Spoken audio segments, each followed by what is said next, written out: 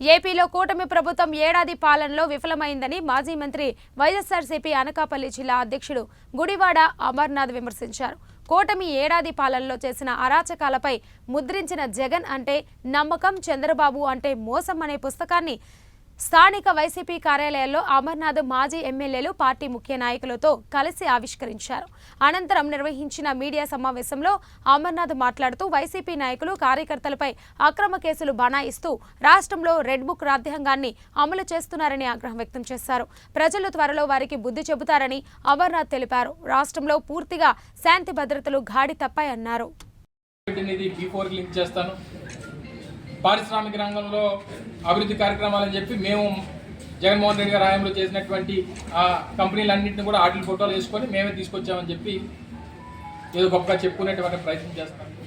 అసలు ఈ సంవత్సర కాలంలో 1,50,000 కోట్ల రూపాయలు అప్పు తప్పితే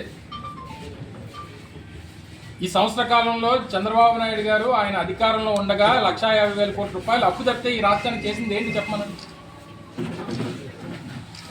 ఏమీ లేదు.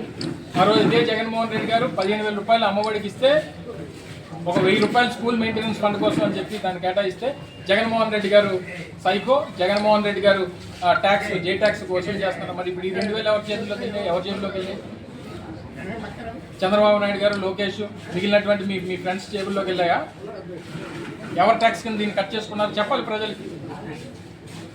సో ఇవన్నిటి కూడా అనేక అంశాలు ఇంకా స్థానికంగా అయితే ఇంకా అడగక్కర్లేదు. ఈ పక్కన ఉన్నటువంటి ఈ క్వారీలు కానీ, కొంతమంది వ్యాపార రీత్యా వాళ్ళ వ్యాపకం రీత్యా ఈ ప్రాంతంలో వ్యాపారం చేసుకుంటే నిన్న మొన్న చూసారు పెద్ద ఎత్తున స్థానికంగా గొడవలు. ఎట్టి పరిస్థితుల్లో వైఎస్ఆర్ కాంగ్రెస్ పార్టీ వాళ్ళు ఈ ప్రాంతంలో వ్యాపారాలు చేయడానికి వీల్లేదు, వాళ్ళ వృత్తి అది, చేస్తే ఊరుకోమని చెప్పని అన్నారు. ఎంతకాలం వాళ్ళు చేస్తారో మేము చూస్తాం. ఎక్కడి నుంచో వచ్చిన ఎంపీ ఏమో లారీలు తోలుకుంటాడు, ఏమీ చేయని మాలాంటి వాళ్ళేమో ఇష్టం వచ్చినట్టు అబాండాలు వేసినటువంటి పరిస్థితులు ఉండేవి అప్పట్లో.